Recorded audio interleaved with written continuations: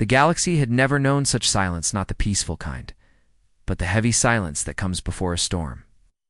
Once vibrant with trade, politics, and celebration, the core worlds of the Galactic Council now echoed only with fear. The Zorak Dominion was moving again. Born from darkness in the cold edge of the Orion Arm, the insectoid war empire had returned, more brutal than any past record had warned. Planet after planet fell without resistance. The Zorak did not negotiate. Didn't take prisoners, they didn't even speak. They simply arrived, consumed, and moved on. The ancient defense grids failed. Allied fleets crumbled. Even the mighty Draelax Sentinels, once thought invincible, were broken in hours. The Council, made of hundreds of species with grand titles and long histories, found themselves powerless. For the first time in millennia, they had laughed at humanity, once called them reckless, primitive, and too emotional to be trusted with galactic matters. Earth had been left out of most major alliances, while the rest of the galaxy raced ahead. In diplomacy and culture, humanity had kept to itself, developing quietly, watching silently, never asking for attention. But now, with no one else left to turn to, the Council sent a final plea signal cast deep into the void. Aimed at the forgotten blue planet of Sol. No one expected an answer, yet it came. Cold, brief, not in the usual complex diplomatic language, but in the simplest form possible. It carried no emotion, no doubt, no delay, only 5 words. Acknowledged, reinforcements en route. That was it. No face, no name, just a flat, direct message that shook the Council chambers to their core. Some called it a bluff. Others said humans were suicidal to face the Zoark, but in the dark corners of the galaxy, in old archives and deep-cracked histories, a few knew. What humanity had really been doing all these years, what kind of weapons they'd been testing beyond the borders, what kind of minds had been trained in silence, and what kind of fleets they had built beneath the clouds of their own moon. The signal was sent, message received. And now, all that remained was to wait for whatever would come out of that distant system. Oh. And across the stars, a chill spread quietly, as if even the universe was holding its breath. The skies above Letharian burned red with despair. The last remaining ships of the Galactic Council worn, damaged, and barely holding together, formed a shaky wall around the ancient world. Letharian was more than a planet. It was a symbol of unity, a place where the first peace treaty among the stars had been signed thousands of years ago. Now it was to become a graveyard. The Zorak fleet, dark and endless, surrounded the system like a swarm of shadows, their dreadnoughts charging for one final strike that would erase everything. Council officers shouted commands, tried to organize defenses, but it was clear they were simply delaying the inevitable. Then something impossible happened. Without warning, the space above Letharian began to ripple, as if reality itself was tearing open. A glowing fissure cracked through the stars, massive, silent, and unnatural. From this breach emerged the human hyperspace gate, its frame glowing with energy unlike anything the Council had seen. For a moment, all sensors failed, and even Zorak targeting systems froze. Then came the sound, the deep, distant hum of engines, too powerful to comprehend. One by one, massive human ships began to emerge. First a line of dark gray destroyers, then carriers the size of small cities, followed by sleek black escort vessels moving in perfect silence. And then, from the heart of the rift, came the flagship, the resolute Donna ship, so vast it cast a shadow across half the planet's sky. Its surface gleamed with weapon systems, its hull marked only with a symbol, a silver star wrapped in a ring. Within minutes, the human fleet formed into precise battle lines, every ship moving as if controlled by a single mind. There was no shouting, no chaos, only cold, perfect order. Alien commanders watched in stunned silence. Never before had they seen a force so large move with such focus, such purpose. And then came the voice broadcast across every channel in the system, calm, clear, and impossible to ignore. From the resolute dawn, a single phrase echoed, engaging hostiles. Do not interfere. No threats. No long speeches. Just that. As the human ships locked weapons and charged forward, some council officers were filled with hope, others with fear. What kind of species had been hiding on Earth all this time?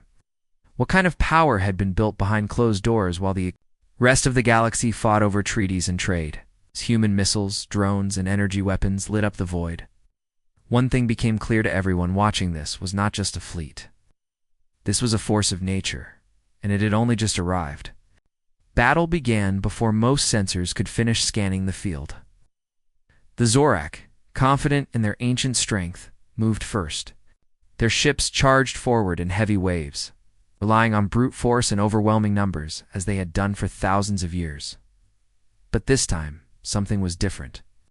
The moment their first volley of plasma bolts lit up the space between them and Letharian, the human fleet responded not with panic, not with noise, but with swift, silent action.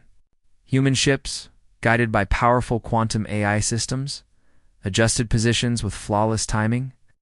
Beams of focused light and energy split the dark, cutting through Zorak shields like they weren't even there.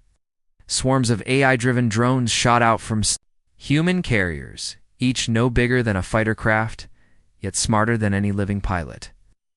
They danced through the chaos like silver birds, striking engines, weapons, and command bridges with deadly accuracy. The Zorak had never seen weapons like these projectiles that bent around shields, energy bursts that disrupted time-sensitive systems, and viruses that melted ship networks in seconds. Their formations began to break, but they didn't retreat. They didn't know how. Their kind was not programmed to understand fear, but their systems did. And those systems failed one by one. Every attempt to regroup was cut down before it began. Human forces anticipated every move, as if they'd studied Zorak tactics for centuries, which in truth, they had. In less than 13 minutes, nearly 90% of the Zorak armada was gone. Not pushed back, not scattered. Gone. Some ships floated lifelessly in space, others shattered into drifting wreckage. A few tried to jump away, only to be pulled back by gravity nets launched from Earth's deep-range cruisers. Across the battlefront, silence slowly returned, not because there was peace, but because there was nothing left to fight. On board the last surviving council cruiser, commanders and advisors stood frozen, eyes wide as they watched the impossible unfold. The sky, moments ago filled with fire, was now calm, lit only by the quiet glow of distant wreckage. One elderly general, a veteran of 5 interstellar wars, leaned forward in his seat, barely whispering the words no one had dared speak aloud before. We never stood a chance. But they did. There was no cheering, no celebration. The quiet weight of realization. Humanity had not just won the battle, they had redefined what war meant in the galaxy. Their strength was not just in weapons, but in preparation, in precision, and in a kind of cold, careful control that made every move feel inevitable. As human ships began to reposition, scanning the field for survivors and threats, the Council understood a truth they had avoided for too long. This wasn't luck. It wasn't coincidence.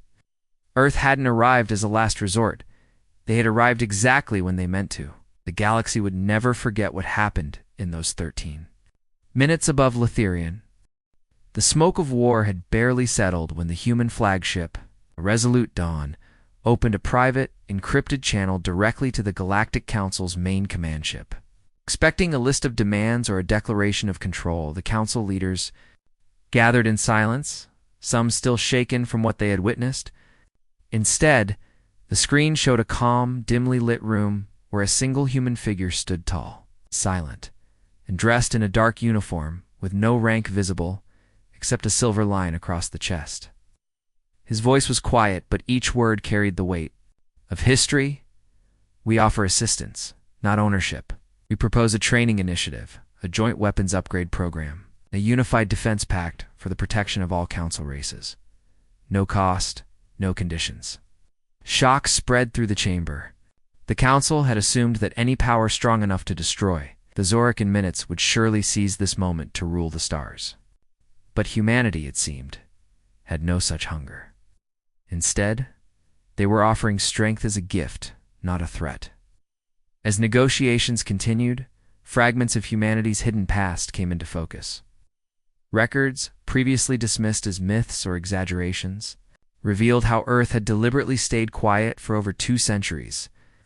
While other species competed over politics, territories, and ancient rivalries, humans turned inward, building, learning, and perfecting not only their machines, but their minds.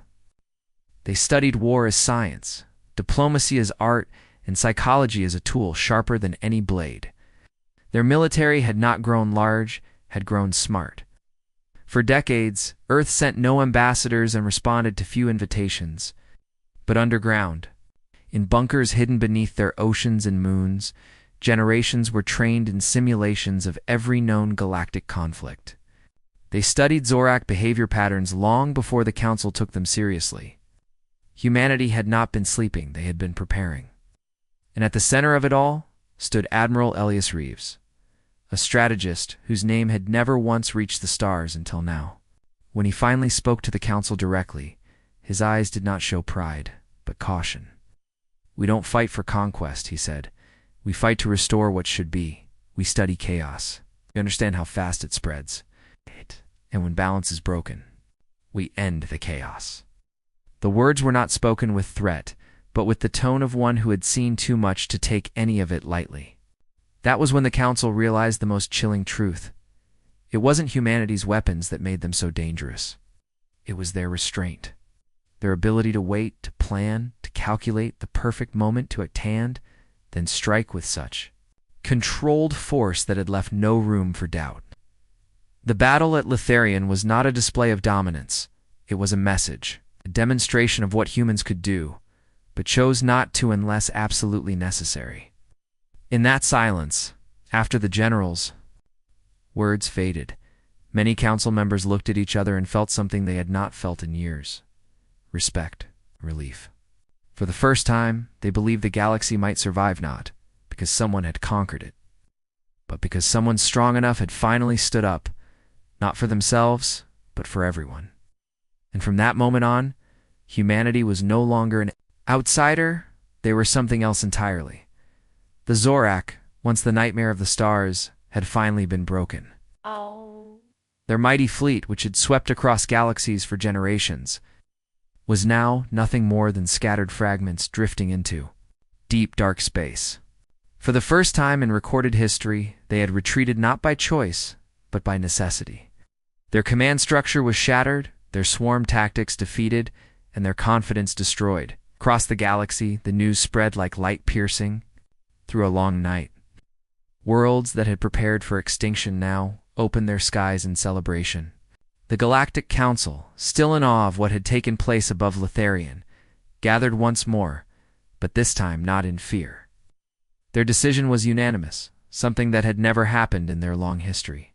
Humanity was named the First Blade, an honorary title that had never been used before, reserved only for a power capable of defending all others without seeking control. It was not a crown, but a sword, given in respect, not submission. Human ships began to appear across Council, space not in force but in quiet, watchful formations. They built stations near unstable borders, not to claim territory, but to reinforce security. They sent engineers to repair alien defense systems, scientists to upgrade ancient technology, and advisors to train others in the doctrine that had saved them all. The humans asked for nothing in return: no resources, no rule, no recognition beyond one promise, that peace must be maintained and balance never broken again. The galaxy slowly began to change. Former rival species now trained side by side in human-designed academies. Tactical alliances replaced old grudges. Trade routes reopened, protected by ships marked not with the flag of Earth, but with the simple silver star, the new symbol of unity through strength.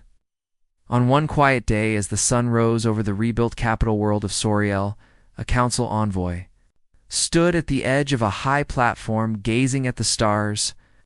Above him, A new human training fleet was arriving, elegant in design, silent in motion, and precise as ever.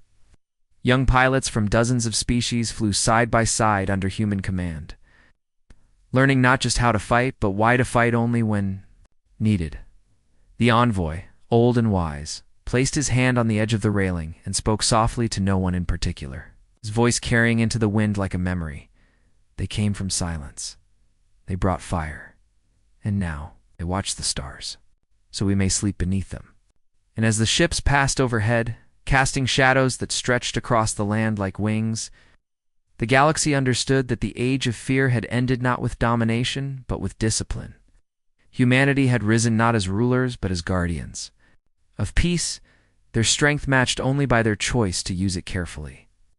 And so, beneath those quiet skies, the galaxy breathed again.